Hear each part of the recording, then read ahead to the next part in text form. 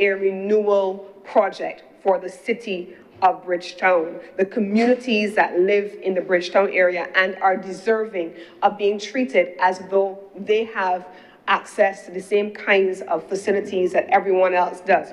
Now, the second project, Mr. President, under order number 9, is specifically a polyclinic upgrade and the refurbishment of the primary healthcare system. There are a couple of objectives, and I want to focus on what they are. In the first instance, and Senator Worrell spoke about it, a polyclinic upgrade and the refurbishment of the primary healthcare system overall. It is meant, Mr. President, to look at developing healthcare centers, ensuring that we can provide the quality healthcare services that Senator Worrell and average Barbadians are talking about that they deserve. This is very much one of the things that we want to be able to do. Leading in reducing disease, disability and mortality rates. And so the project is meant to focus on providing citizen access to all of these centers. And how are they meant to do that? By 1, constructing 2 new purpose-built facilities for the provision of primary care services, modernizing and upgrading specific polyclinics, and upgrading point of care and other equipment at about 9 polyclinics. And I want to list what those ones are, Mr. President. In the first instance, the expectation under the project, which has been thoroughly scoped over the last year, is to focus on the construction of 2 new specialized primary care clinics with external parking for both clinics at the Eunice Gibson Polyclinic and the Randall Phillips Polyclinic.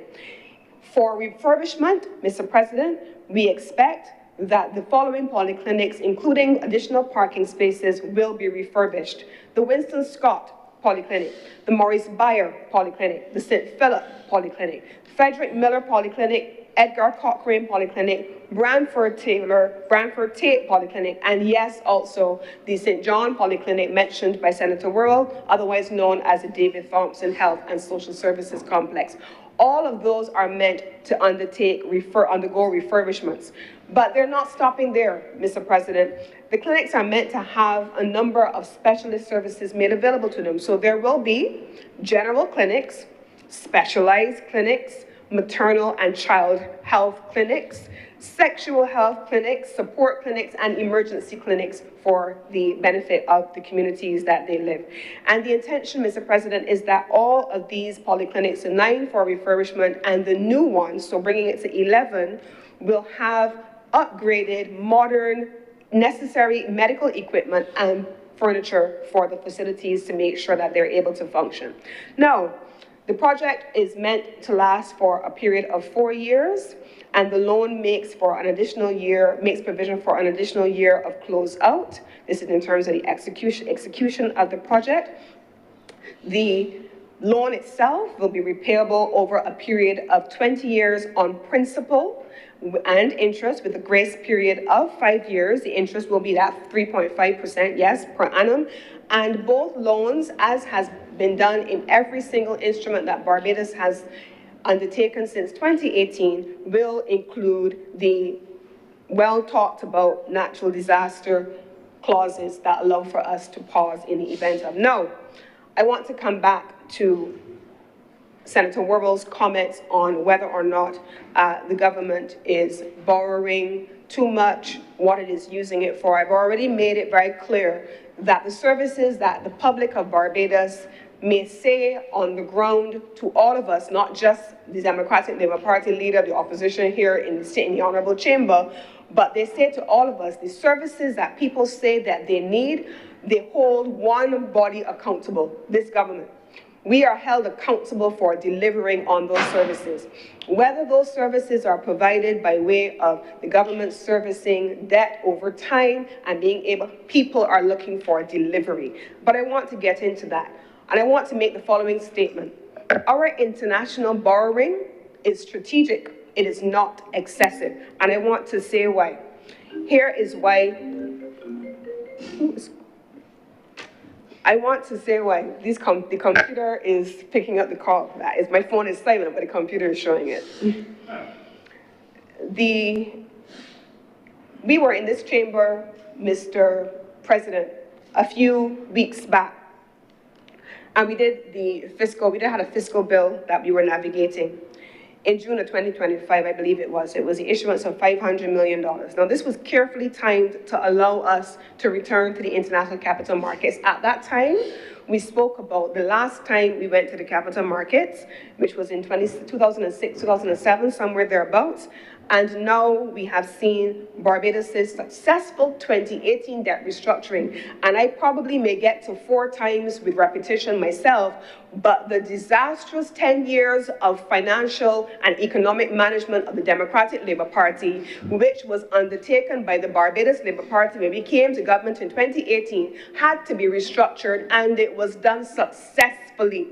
If there is a doubt in anyone's mind about that, go back to the numbers. The same central bank reports will show that. So after we successfully looked at debt restructuring and have had years of sound fiscal management, we went back to the international markets in June 2025. This issuance, we have said here in this chamber, replaced what would have been an instrument under the Eurobond that would have matured in 2029. We undertook, Mr. President, to begin to prepay that loan, and we smoothed our debt profile. And we created over $300 million in fiscal space through the year 2030. In addition, unlike the previous instrument, this one also carried the contingent clauses that I just spoke about, allowing for deferrals in the event of natural disasters or pandemics. This is a resilience measure. And so, yes, we undertook that. The government, however, is balancing how it goes to the market domestically and locally. But to say that there is no domestic finance raising is also a misrepresentation. Over $200 million in new BOSS bonds, Mr. President, have been issued. BOSS bonds plus have been issued. A further $100 million domestic bond was launched in 2025. And as at the end of June 2025, Mr. President, we had also a number of investments, including in Treasury bills, and we can see the BOSS Plus bonds bringing in around $27.7 million, mainly from domestic institutional investors, Mr. President, and not only the institutional investors, Mr. President, but householders are seen to remain the primary holders of these bonds. This is a testimony to the fact that there is robust confidence and robust participation in the domestic markets, despite what is being offered by the others on the other side.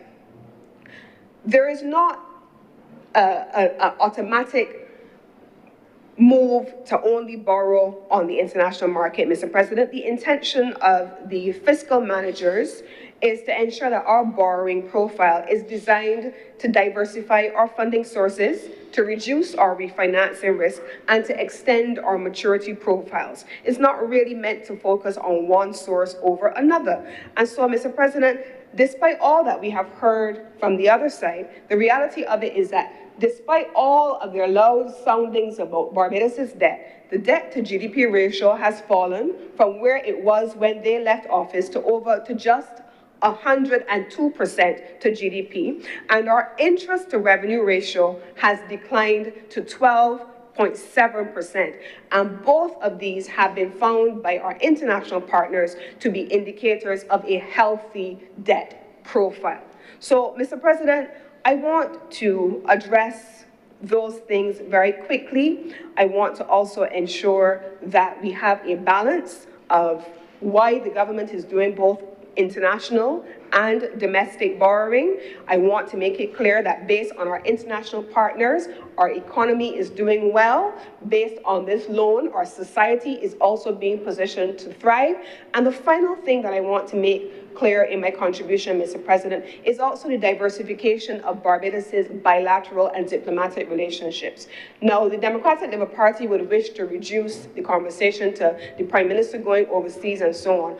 But when did we see in any previous incarnation the range of international partners who are participating in Barbados in grant, in development, in technical assistance, and yes, in loans with a 3.5% interest rate. The Saudi Development Fund, and I remember quite well the first time the head of the Saudi Development Fund came to Barbados, and it was at the time, Mr. President, I remember it well because I went to Jamaica at the time with responsibility for tourism to have engagements with them.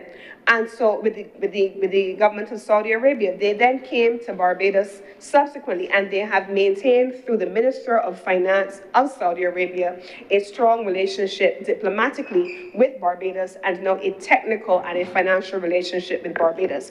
And it is because they and others have seen these numbers, Mr. President. Barbados's external position improved in the first half of 2025. It was supported by a number of things, including, and I quote, because this is the press release that was issued by the Central Bank of Barbados on the recently issued report. So the press release contained the following information. So whether it is our international bond partners, whether it is the World Bank, whether it is the international financial institutions, whether it is the ratings agencies, Mr. President, they are seeing these indicators. And in the report, Mr. President, it says this: tourism and the non-traded sector drove growth in the first half of the year. Output in the traded sector rose by 3.9%, as seen in gains in tourism and agriculture. I want to get into the specifics here, Mr. President. Tourism expanded in the first half of the year, boosted by strong demand by the United States. Long-stay arrivals increased by 3.3% in the first half of 2025. That was supported by additional airlift and targeted marketing across the source markets. Arrivals from the United States rose by 9.8%, contributing more than 90% of the overall increase. Stronger visitor demand, Mr. President, lifted occupancy. I'm quoting from the press release, Mr. President, issued by the Central Bank. Stronger visitor demand lifted occupancy across both hotels and the sharing economy, and during the first 6 months of the year, all of them saw increases. It also went on, Mr. President, to say cruise arrivals surged to a new high during the first 6 months of 2025. In transit cruise passengers, the details are there, Mr. President, that is there. I brought to this chamber, Mr. President, the Foreign Currency Permits Bill, which spoke about the growth of the global business sector. And in the press release, the Central Bank says this: foreign currency permit issuances rose slightly as new entities responded favorably to the revised foreign currency permits legislation. Authorities issued 1,227 foreign currency permits between the period under account, an increase of just under 1% compared to the same period in 2024. Now, I could go on, but to suggest, Mr. President, that tourism is in decline is not factual. To suggest that other productive sectors are also not performing is also not factual. And then, Mr. President, on the labor economy, the report says this: the unemployment rate dropped to a record low during the first quarter of 2025. And I say a record low, Mr. President. At the end of March, the rate stood at 6.3%, down from 6.9% in the first quarter of 2024. A fall in persons, and it goes on to here, jobless, but it says the labor force expanded by 3,600 persons as fewer persons retired compared to the previous year. Mr. President, the resolution is before us. There are two resolutions, one on infrastructure in the Bridgetown and the urban areas, one on public health upgrades. I have spoken, Mr. President, on the performance of the society. I've spoken, Mr. President, on the performance of the economy, as people are asking for as well, and I've spoken on our debt profile. And I beg to move, Mr. President, that at this point, this resolution has a favorable consideration of our colleagues. My colleague will wrap up, and I know others will speak, but I support this resolution, and I am obliged to you. Thank you, Senator Cummings. Senator Reverend Canon Dr. Rogers. Thank you very much for recognizing me, Mr. President. I join my other colleagues in, she isn't in her chair right now, welcoming Senator Trim to the chamber. And As I've said before, sir, I have great confidence in the young people of Barbados. We have an education system that has nurtured them well, and I'm certainly looking forward to the presentations that will be given by Senator Trim in this chamber. Sir, I came to this island in 1987, that's almost 40 years ago, and I've always felt, as I've mentioned in here before, that Barbados is one of the best societies in the world. I felt that we've had governments over the years, both administrations, some more successful than others, that have looked out for the betterment of the people and the development of this country. We have a very high standard of living, comparable to others in the region. And as a result of that, there'll be a necessity to borrow. I've heard of all kinds of loans from the time I've been on this island. When it wasn't a bullet loan, it was something else, and everybody keeps noise about every loan that is made. But if we want to maintain the standard of living that we have, we understand that we have to borrow.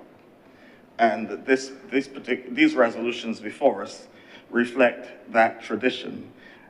The reason for the sums of money being borrowed are noble: to upgrade our polyclinic system, to maintain a high level of primary health care in our society, and also to upgrade our urban renewal projects, housing, water, infrastructure. These are all noble things and necessary things, sir, and for that reason I have no problem supporting these resolutions that are before us. My question would come on the other side, and I ask your permission, sir, to go a bit down the social line, as I always go from time to time. While I recognize the importance of these loans, and I support the necessity of these loans to maintain the standard of living that we have and the standard of health care that we want to see in our country, as you heard from Senator Reid, it takes $5 billion to run the Barbados economy. I mean, we cannot generate all of that in 1 year through our productivity here. And so we need to borrow, trusting that the investment that we've made in our people and in our young people will then accrue to our benefit in years to come. And it is within that context, sir, that I want us to reflect upon these two resolutions that are before us, because my question would be, and as I support the resolutions, but my question, just to raise the question, who will repay these loans? Who will repay these loans? I had jotted on my piece of paper here, Barbados is more than an economy, it's a society. Seems as though somebody had a sneak peek at my paper. But those are words that were uttered by a former Prime Minister, the late David Thompson. And he was really raising the question to which Senator Cummins has responded, that because it's a society, we do these things and so on. But I want to look at it from another perspective today. We recognize it's a society, and we recognize the need to procure these loans for the benefit and the building up of our society. But what if we are procuring the loans in one place, but the society is falling apart in another? And that's why I raised the question, who will repay these loans? I believe we're in the crop over season, so I'm not referencing tech charge, I'm not referencing. In 1986, the Calypsonian, the red plastic bag, Stetson Wilshire, he didn't enter the competition that year, but he sang a very interesting song, "We Must Rebuild." We may have the biggest bank or the fanciest highway, but what if the people are getting worse every day? Yes, you know, you see. Senator Nichols sings in the cathedral choir, sir, and he's quoting some things. And we have to look at these resolutions within that context now, because in recent years, and I may sound like a stuck record on this, sir, but I believe it is worth repeating. Anecdotally, An old priest once saw a younger one in the vestry looking at some old papers. And the young priest was a little ashamed and said, "Sir, I'm dusting off an old one here." And the old priest said to him, "Son, the gospel has been around for over 2,000 years and we're still using it. So if your sermon is relevant, it is relevant." And I believe that this particular angle that I want to speak about is relevant to these two resolutions when I ask who will repay these bills. Because one of the challenges that we're having in our society now, and in recent times, public figures have been referencing it, is the use of marijuana by our people. It is too prevalent in our society. And you know my angle on this, sir. I did not oppose the medicinal cannabis bill or the Sacramento bill when they came, but there was something that I begged us to do, and I'm still begging the government to pay attention to it. We have not set a threshold for the potency of cannabis on our streets. And that is where the danger comes. It is not about 14 grams or anything. It is about the potency of THC. In April of this year, our acting director of public prosecutions at the time, Alliston Seal, SC, made a link that the rising violence in our community is linked to marijuana use. That was his theory. He said, of the 1% of pre-sentence reports returned to my office, only 1% of them involved offenders who had never used cannabis. That means 99% of them are for people who have used cannabis. Likewise, only recently, I can't remember her name, a medical doctor from the QEH raised concerns about the exposure of unborn children to marijuana and the exposure of young children to marijuana. Our National Council on Substance Abuse has recently raised concerns about new psychoactive substances in Barbados, referencing synthetic cannabis. Now, and this is where it becomes technical, sir, and why I keep raising this. I have been very comfortable living under every administration in Barbados under which I've lived, because they are bright people whom the populace have elected, and they have technocrats alongside them who I believe do the best they can to lead this country. And we've heard this morning of the prowess of this particular administration, its capabilities and its competencies. And I agree with all of that. And what I want to appeal to, sir, these competent people, please set a threshold for the potency of THC on our streets. If we do not do that, all these loans that we are procuring now to build up our country, you're going to have a people who are not productive enough to repay them. What do I mean by this, sir? Who knows if there's Godfather OG on the streets of Barbados? There we go. Godfather OG is the strongest synthetic hybrid of cannabis there's been in terms of THC. It contains 34% THC. The legal limit that the US federal government has set for THC is 0.3. Do we have 34% on our streets? We do not know. Because granted, it is not supposed to come through our ports, but if it gets in, nobody regulates it. Because people have the ability to walk around with 14 grams of God knows what. Nobody knows what they're smoking. Not even the one smoking it. And so we need to set and crack down on this problem before we have an opioid crisis. Because as much as I support this development, we have to look at the society in general and ask ourselves, are we building up in one place and destroying in another? Just by negligence, just by our refusal to do something that can put a cap on what is on our streets. Because if there are people out there that have access to things that are as many as 100 times percent what is considered a safe limit, what are we doing to our children?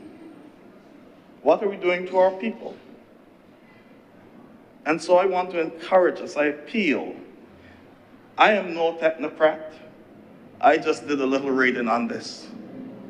But talk to the people who know and ask them if it is not worthwhile to set a limit of the percentage of THC of cannabis that is on our streets.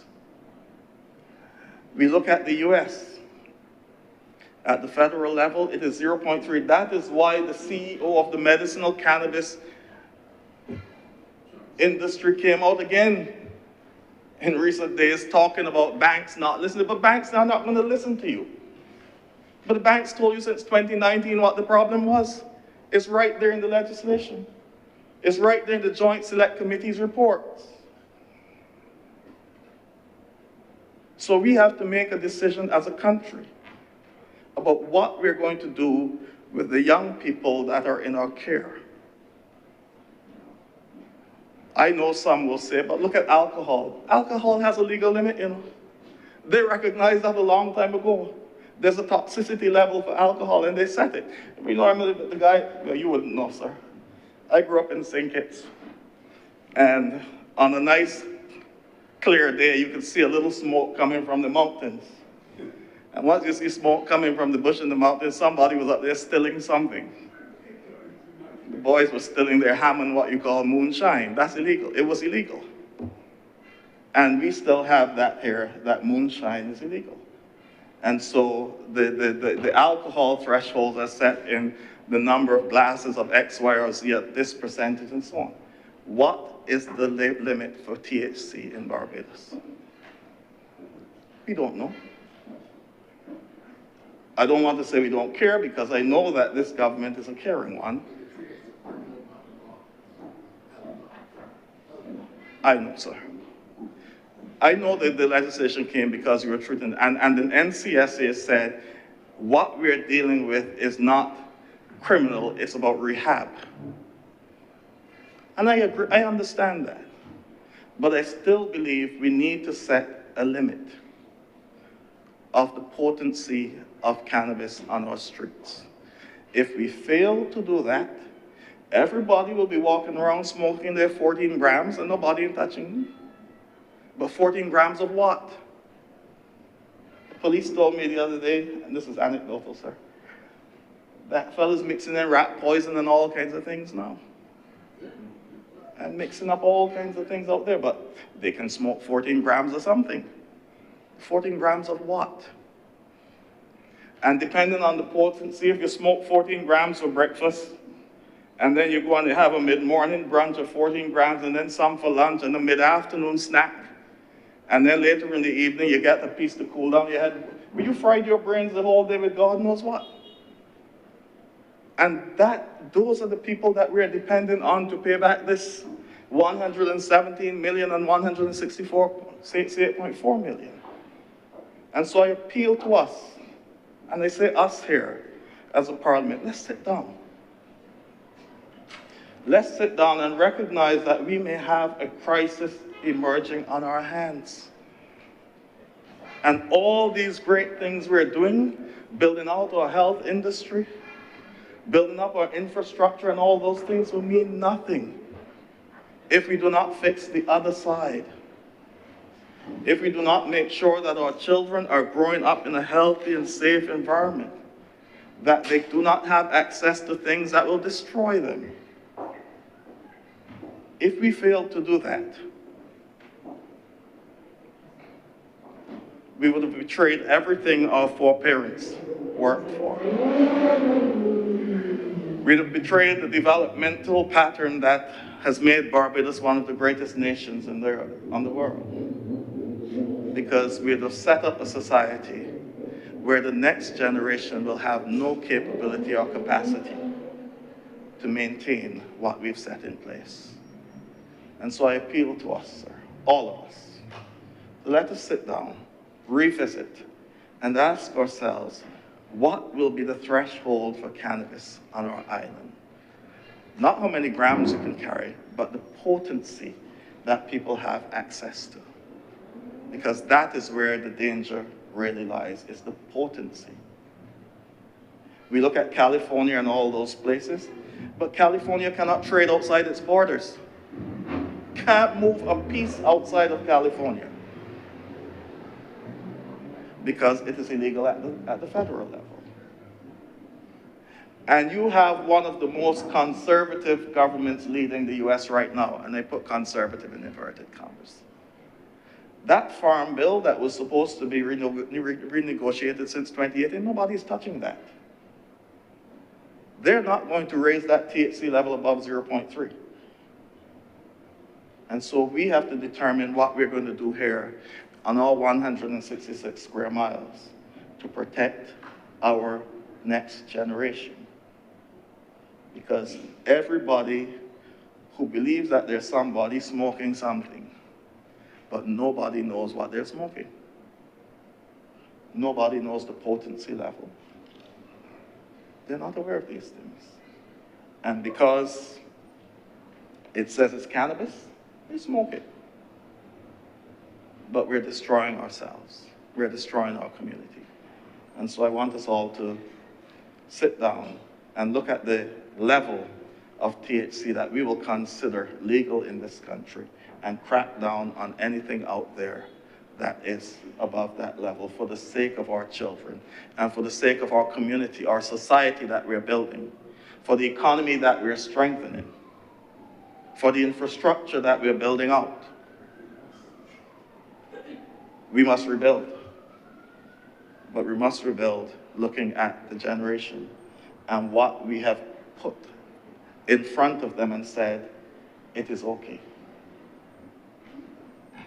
And so, sir, as I said, I have no problem supporting these resolutions because these are about national development. This is what Barbados has always done. We've always sought to go one better than we were before to make sure that our people have the highest standard of living possible, the availability to the best health care possible. That's what these are about, and that's good. But let's look at the other side and ask the question, who will repay these bills? And how are we nurturing them to have the ability, not only the academic and expertise, but also the mental capacity and the productivity to repay these bills. And so with those few words, I thank you, sir. Thank you very much, Reverend Canon Dr. Rogers. Senator Reverend Morris. Thank you, Mr. President. I rise to lend my support to this resolution before us. I just listened to Senator Rogers and I listened to the earmuffs type of prophecy that was pronounced here. And I prefer, sir, to take the root note of the prophet Hosea and bring a little hope, or to indicate that there's still some hope for this country. And I do so, sir, because I want to not only support this resolution, but also to say that it is my distinct privilege and profound joy to stand here today to celebrate and welcome and congratulate what I regard as a moment of history in the making. And I have to speak this way, sir, because I'm just trying to project some hope. but a moment of history in the making, and that is the entrance of an extraordinary young lady into the distinguished chamber of our Honorable Senate. Part of that history, sir, is that a young lady sits beside her former teacher in this parliament. And if that is not history, sir, well then, you will certainly not find a situation where a teacher is flanked by two of his former students in the parliament of this country. Sir, sir, the entrance of Senator Trim is not merely to mark a political milestone, but to acknowledge a journey shaped by integrity, tenacity, and the commitment to public service. Today, so I'm speaking because I taught her. Today, we welcome not just a new senator, but a new voice. One that carries with it the hopes of a generation, the wisdom of diligent preparation, and the spark of transformative leadership. I stand to welcome her, sir, because I believe that this is a moment for which she was prepared.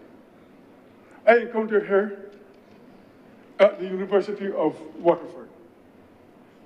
I know you may caution me to say that there's no such institution in Barbados, but I want to say, sir, that that institution at Waterford is the foundation on which the educational ideals of this country were lodged, and it happened almost throughout St. Michael, sir.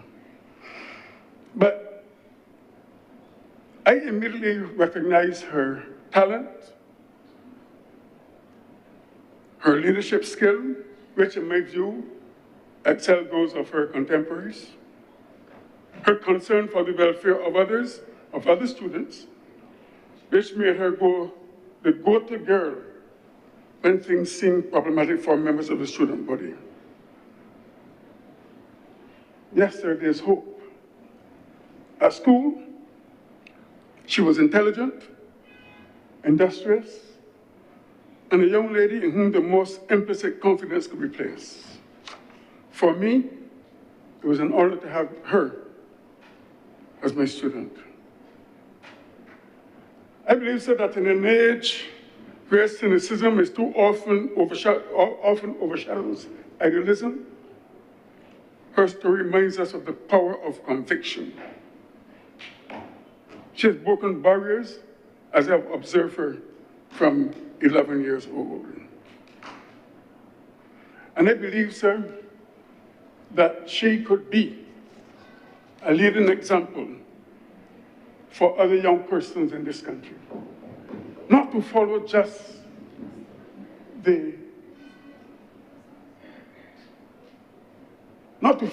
sir, those of whom Senator Waters just mentioned, but I know that she walks circumspectly. And as she takes her seat in this Senate, I know that she will inspire those and represent those who today, and speak for those who will not be here. Sir, let me briefly respond to some things that we heard this morning. When I enter a debate, I do not enter that debate to win an argument. I enter that debate to get to the truth. And it's time that some of the things that are said must be examined with forensic exactitude. I've heard about the amount of borrowing and nothing to show for it. And that is not true, sir. I recall the sewers on the streets clean. I recall the buses. I recall the garbage trucks. I recall the road repairs. I recall a number of things that have happened with all the money that we have borrowed. So would you believe, I read something from Jamaica this week. Would you believe that Jamaica has just acquired new buses, sir? But you know what those buses are? Used buses from the United States, used school buses from the United States. The buses that we have are new electric buses brought to Barbados and bought by some of the money that we are giving account for today.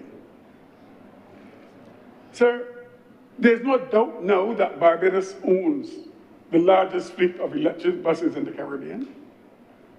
But these are not said. We are told about all the economy and how things are bad. Yet the experts in their analyses are saying quite opposite from what we are hearing from the opposition. In addition, sir, we are told that there are alternative means of borrowing. But where were those alternative means of borrowing between 2013 and 2018? We should borrow on the local market. What do you mean borrow in the local market? So you mean borrow from the National Insurance Scheme, as was done, and it is in trouble? So it is, I think it is time that we speak to our issues frankly, fairly, and truthfully. But to give the impression that Barbados is doing so badly now, but was doing so good under the 10 glorious years, so is not something that I would want to pass on to future generations. I agree with Senator Rogers. We have to look at the social impact of what is going on in our society. I know there's a view that we must have that the country is more than an economy, it is also a society. But we can have all the society that we want. But if we don't have the money to run that society, we will still be in trouble. I agree that we have to look at those who may pay. But like any institution, I'm sure Senator Rogers will tell you that even if you go into an institution where and the problem is here in Barbados in terms of the question was asked, who is going to redeem the pension scheme, the pension scheme? Yes, we have these questions. We do have these questions. But I have hope. I have hope in this country. Because when I see people like Senator Trim enter these precincts to represent the voices of many in this country, I have hope that someday the God that I used to serve will turn things around. I'm blessed to you, sir. Thank you very much, Senator Reverend Rogers. Senator Mr. Millard.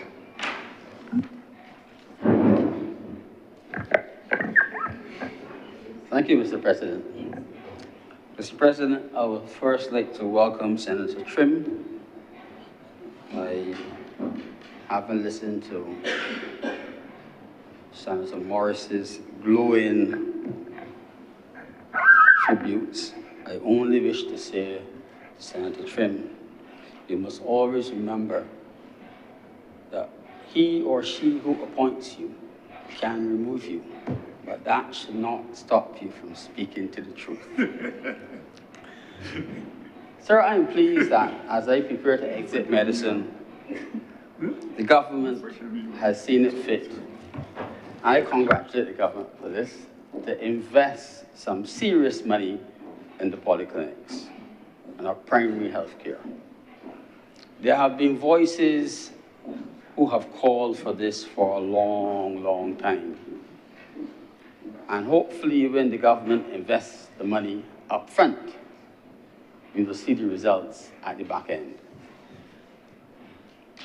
The issues that are related to chronic, non-communicable diseases and the general access to health care for those who choose or who cannot afford to have private care needed to be looked at, and the government appears, I've not heard all the details, the government appears to be making a serious effort by investing money in it.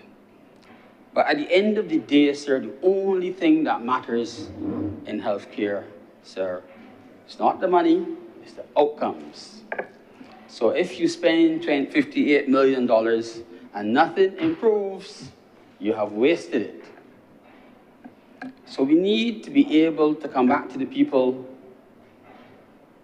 within a set time period and advise the people of what improvements we have seen in their health, sir, having spent $58 million in a 4-year period. Sir, there's no question that there needs to be, no one so far has mentioned it, the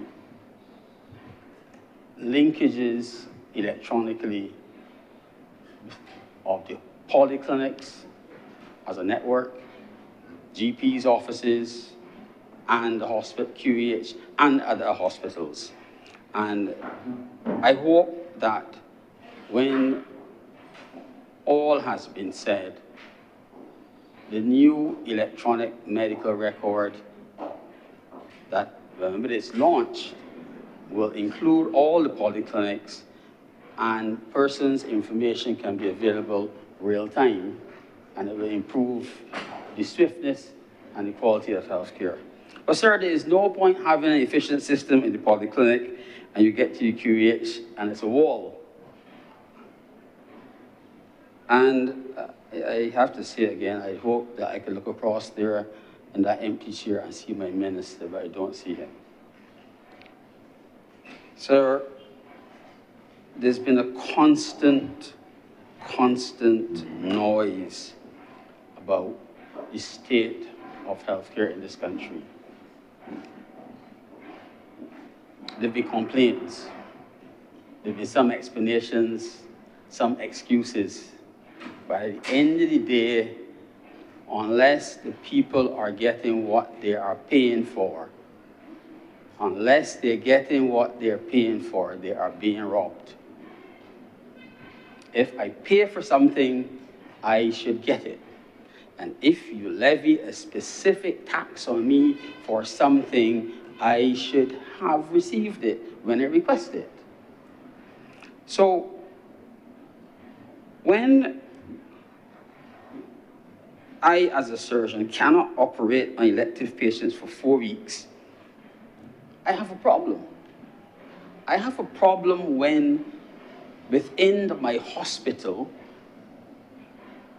there is so much critical care traffic that it spills into the recovery room and we cannot operate and no one says anything about it to the public. I should not have to come to this parliament, sir, to say that. The area should have been bombarding you with explanations as to why it is happening. But it's not been happening. There seems to be a blackout. But we have a communication specialist in the institution. But there's no communication unless I am deaf to it. Sir, we can spend all of the money we wish, but unless the people for whom the services are being built out are aware of them and can access them in a timely fashion, it will make no difference to their lives. And education outside of town hall meetings is critical, sir. We have not been able to keep those who do not have a voice, except on brass tacks, happy with what they're receiving. We have nice coverage in the paper about what new private facilities are opened, and lots of people attend and speak of the future, but we cannot seem to get the services that people are paying for up and running. And I'm not going to comment, sir, on oncology services, because my minister isn't here. I'm not going to comment on it. Sir, we have a brain drain. So when the government spends $58 million in infrastructure and puts in place all of the nice point-of-care machines that I heard mentioned, and an electronic medical record, who is going to run it? What are we doing about our nursing training? Are we having adequate numbers of nurses who are willing to stay and live in Barbados? Will we have to send out recruiters every year to find nurses to replace those who leave? What can we do to make nurses happier? What can we do to improve their lot in life? Do they have to go to the United States or the UK or further afield to make a good living as professionals? And similarly for the doctors. Do our doctors want to stay? Or do they want to work in the public sector? You might stay in Barbados, but you might not work in the public sector. Sir, if we do not address some of these issues, the song by Bob Marley, and it says it was Exodus, movement of Jah people, but they're leaving. They were going back, but this time they're leaving, sir. Every year, the recruiters come, and nurses leave. And almost every year, we are faced with nursing shortages. And there has to be some fundamental reason why it's happening. And the people who come and work hard and give fantastic service, they don't migrate to Barbados. They're transient. They come, do their time, and they leave.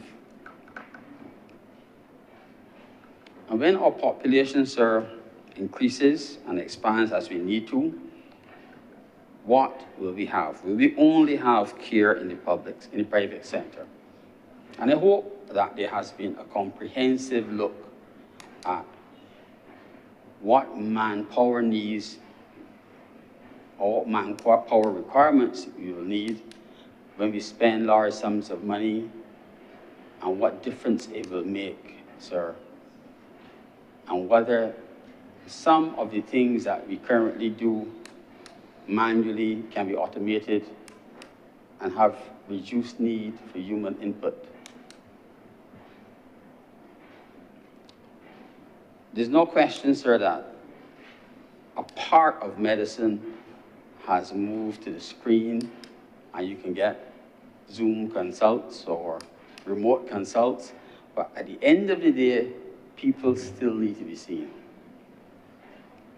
And they need to know that when they are seen in the primary care setting, and you have a condition that needs to be treated in a tertiary care institution, then you can access one in a timely fashion. There's no point going to a polyclinic, having your consultation, last half an hour. You have to go to someplace else, and it takes you 3 days to move from the point where you arrive till we get into bed.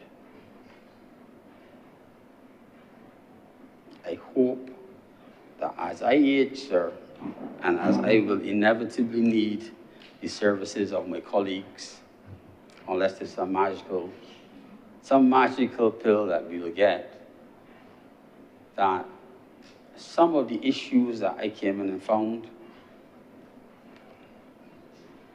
as I age and reach the end of my career, I will not be leaving them behind.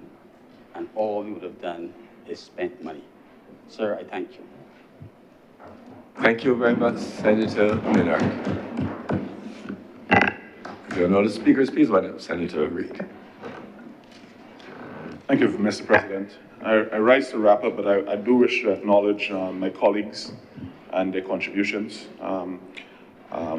Obviously, there was a lot of effusive praise and welcome for our new colleague, and I'm looking forward to her contributions when they come. Mr. President, I want to reference the point made by Senator Maynard, and this, in my wrap-up, is really around the idea of a magical pill. And to underscore the initial framing that I did, and that the process of running the economy is there's no magical pills involved. It's graft, it's work, it's effort. And I wasn't certain some of the reference points made in the central bank report, but it's available online for many to see. And some of the things involved in it that were mentioned were quite contrary to what the report says. And the story is very clear that you move from a nearly 180% GDP to debt ratio to just over 100%, despite having structural reform twice and a global pandemic. You've halved the amount of interest payments you make compared to your government revenue in a period of 7 years. You've returned such levels of confidence in your economy that you are able to raise in a way that you simply weren't able to raise before. You've gone out the process of reducing the amount of imbalance that you have in the economy. You have tripled the amount of capex you spend on fiscal expenditure on capital projects. Your construction is booming, your tourism is doing well. You are not in nirvana, but you're doing solidly. And there is an ambition to do much, much more. To Senator Rogers' point, you are in the middle of deep thought around social innovation, social uplift in a moment of difficulty that we could all acknowledge. But you are a good country looking to do better. And I think that's a fundamental point. So while we may try to score political points and go all over the place, to my colleague, Senator Morris's point, the truth will always be the truth and the work will always be the work. And so I beg, Mr. President, for this resolution to now pass. And the hands.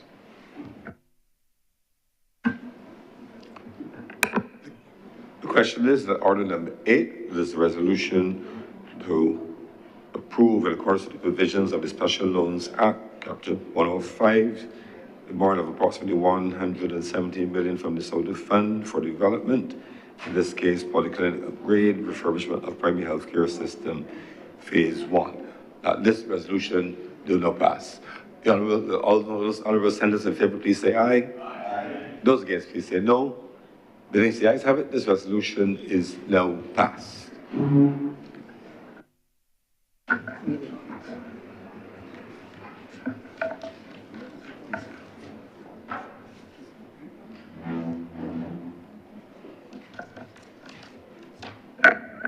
Mr. President, order number 9.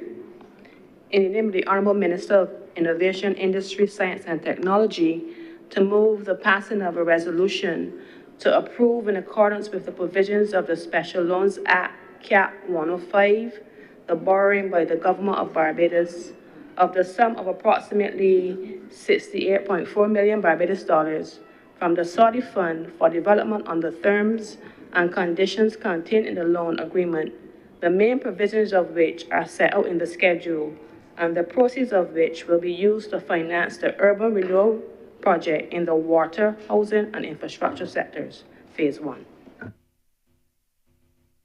Senator Reid. Mr. President, I rise to beg that order number 9 now be passed as a resolution.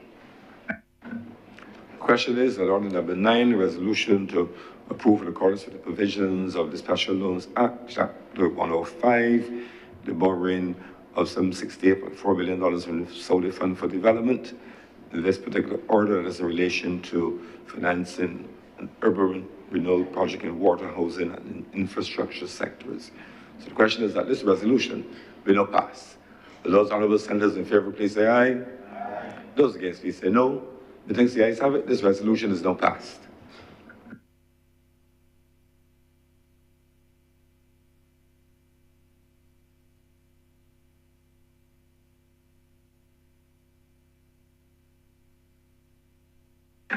Senator Dr. Chantal Monroe-Knight.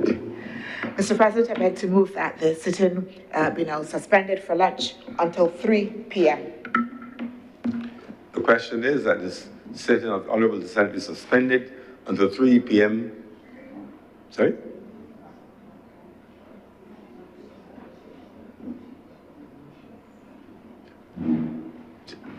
would just be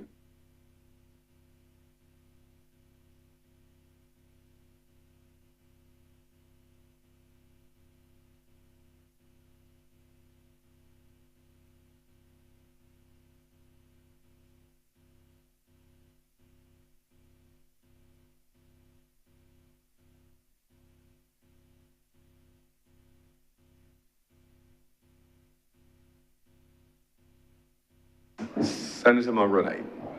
Thank you, Mr. President. Noting that we will have some committee meetings over the luncheon period, I beg to move that this sit-in be suspended until 3:15. The question is that this sitting of the Senate be suspended until 3:15 p.m. today. Will those honorable senators in favor, please say aye. Aye. Those against, please say no. Methinks the ayes have it. The members of Committee of Selection are reminded of a meeting during the luncheon period today. Sitting is now suspended until 3:15 p.m. today.